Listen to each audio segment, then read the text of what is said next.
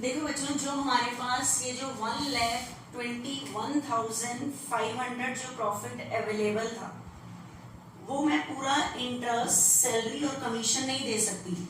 मुझे इसकी रेशियो बनानी पड़ेगी। तो मैंने ये बनाई 60-60-30 करके 2:2:1। तो मेरे पास जो प्रॉफिट अवेलेबल था बच्चे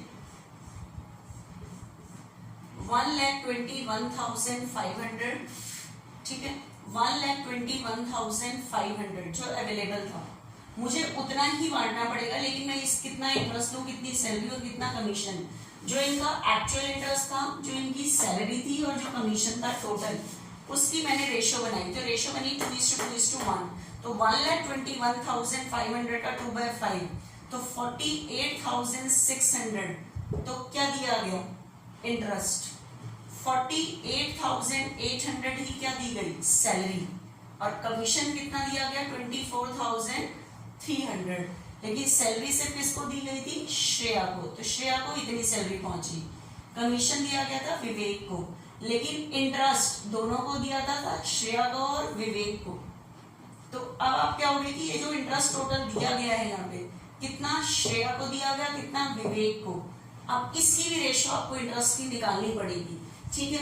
बुक में इसने बिल्कुल डायरेक्ट सिंपल सॉल्व कर दिया, लेकिन यहाँ पे अगर डीप नॉलेज में क्वेश्चन चला जाता है, तो इसीलिए मैंने इस सम को जितना डीप पे जाने की कोशिश की है कि किस तरह से रेशियो कैलकुलेट होती है, उसके अकॉर्डिंग मैंने आपको बताने की कोशिश की है, ठीक है। तो आपके पास जितना प्रॉफिट अवेलेबल है उसके अकॉर्डिंग आप इंटरेस्ट, सैलरी, पहले अभी पार्टनर्स में मत करो, जितना टोटल इंटरेस्ट देना है, जितनी सैलरी देनी है, जितना कमीशन देना है, उसके अकॉर्डिंग आप रेशियो बनाओ टोटल, कि टोटल कितना इंटरेस्ट देना था, टोटल पार्टनर को कितनी सैलरी देनी थी, कितना कमीशन देना था। तो उसके अकॉर्डिंग हमारी रेशियो बनी है 2:2:1। तो उसके अकॉर्डिंग जितना प्रॉफिट अवेलेबल है, पहले तो इंटरेस्ट, सैलरी और कमीशन, जो तीन एक्सपेंसेस है उसकी रेशियो में मैंने डिवाइड कर दिया कि इतना इंटरेस्ट पहुंचना चाहिए, इतनी सैलरी और इतना कमीशन, ठीक है। लेकिन कमीशन सिर्फ एक को मिलना था, लेकिन पूरा का पूरा इसका हो गया। सैलरी श्रेया को मिलनी थी, पूरी की पूरी इसकी हो गई। लेकिन ये जो टोटल इंटरेस्ट है वो श्रेया और विवेक दोनों के पास था। तो अब कितना श्रेया को दें, कितना इंटरेस्ट इसको। तो ये जो इनका एक्चुअल इंटरेस्ट था, इसको काट के जो रेशियो बनेगी, वो इंटरेस्ट इन दोनों में डिवाइड होगा। तो अब आपको निकालनी है रेशियो ऑफ इंटरेस्ट। तो इंटरेस्ट ऑन कैपिटल श्रेया और विवेक का, श्रेया का इंटरेस्ट ऑन कैपिटल था 40 और इसका इंटरेस्ट ऑन कैपिटल था 20। तो इसको काट के रेशियो बन रही है 2:1। तो ये जो 48,600 है टोटल इंटरेस्ट जो इन दोनों को देना था, वो आपको डिवाइड करना है किस रेशियो में, 2:1 की रेशियो में डिवाइड करना है, ठीक है।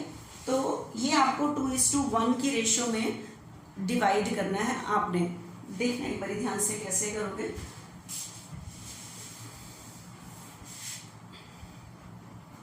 Interest on capital, interest on capital total हमने दिया है 48,600, ठीक है। लेकिन कितना श्रेया को और कितना विवेक को। तो ये मैंने रेशियो बनाई है इनका एक्चुअल इंटरेस्ट श्रेया और विवेक से काट के 2:1, ठीक है। तो ये आपके पास आ रही है 48,600 जो इंटरेस्ट दिया है 2:1 में, 2/3 के अकॉर्डिंग।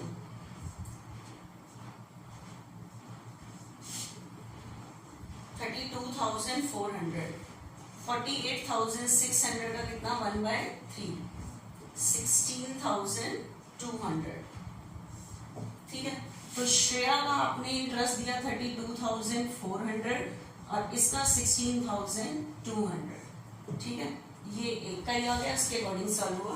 लेकिन अब एक बार यहाँ पे जो हम करंट अकाउंट में देते हैं, मतलब श्रेया और विवेक को कितनी इंटरेस्ट मिल रहा है 32,400 और 16,200। एंट्री होगी interest on capital account debit to Shreyas current to Vivek current by interest on capital. Interest on capital 32,400 इसको दिया गया, 16,200 इसको 31 मार्च को। उसके बाद इसको सैलरी दी गई है, salary account debit to Shreyas current by salary 48,600। उसके बाद कमीशन सिर्फ किसको दिया गया है, विवेक को, ठीक है। Commission account debit to Vivek by commission, Vivek को दिया गया बच्चे टोटल कितना 24,300, ठीक है। लेकिन अब डिविजिबल प्रॉफिट नहीं आया क्योंकि मेरे पास जितना प्रॉफिट अवेलेबल था उसी में से मैंने इंटरेस्ट दिया, सैलरी दी, कमीशन, तो रिमेनिंग प्रॉफिट तो बचा ही नहीं, ठीक है। लेकिन उसके बाद बचे आपके पास डिविजिबल प्रॉफिट होगी, जितना प्रॉफिट था उसी में से मैंने इंटरेस्ट दिया, सैलरी दिया, कमीशन, तो रिमेनिंग प्रॉफिट तो मेरे पास बचा ही नहीं। लेकिन एक बार आप चेक करो, आपके पास जो बुक में गिवन है वो गिवन है, इन तीनों की जगह वर्ड यूज किया गया उसमें profit and loss appropriation account. क्या वर्ड यूज किया है? Profit and loss appropriation use किया है। एप्रोप्रिएशन क्या है? Distribution of profit. मैंने कहा था इस अकाउंट को एप्रोप्रिएशन अकाउंट क्यों कहते हैं? Because under this account whole profit is to be distributed among his partner in the form of interest, salary और कमीशन। एक बार देखना, श्रेया के पास टोटल इंटरेस्ट और सैलरी मिलकर कितना पहुंच रहा है? 32,400, 48,600, 81,000, ठीक है। उसके बाद अगर विवेक के पास देखना, दो चीजें क्या पहुंच रही है, 16,000 टू इंटरेस्ट और 24,300, 24,000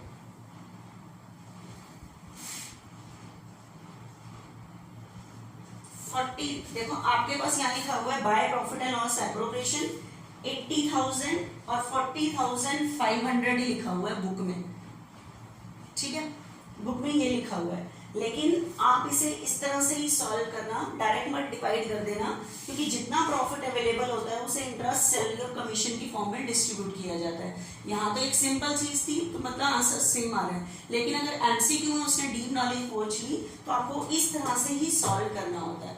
उसके बाद आप कैपिटल अकाउंट को क्लोज करोगे, कैपिटल फिक्स थी तो कैपिटल का मैंने टोटल करना, यहाँ पे क्या निकल के आएगा? बैलेंस। और उसके बाद किसका बैलेंस क्लोज करना? करंट अकाउंट का। जैसे बैलेंस निकालते हैं, देखना जो सेट ज्यादा है उसके अकॉर्डिंग।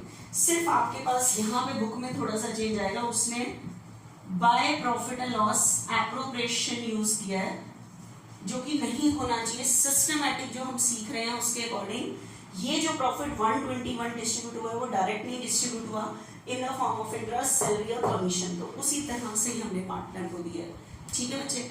तो अब बच्चे मैंने अभी आपका ना एप्रोप्रिएशन अकाउंट का जो एक टॉपिक स्टार्ट किया हुआ था, इतने टाइम से 23 लेक्चर्स मैंने आपके पास भेज दिए हैं।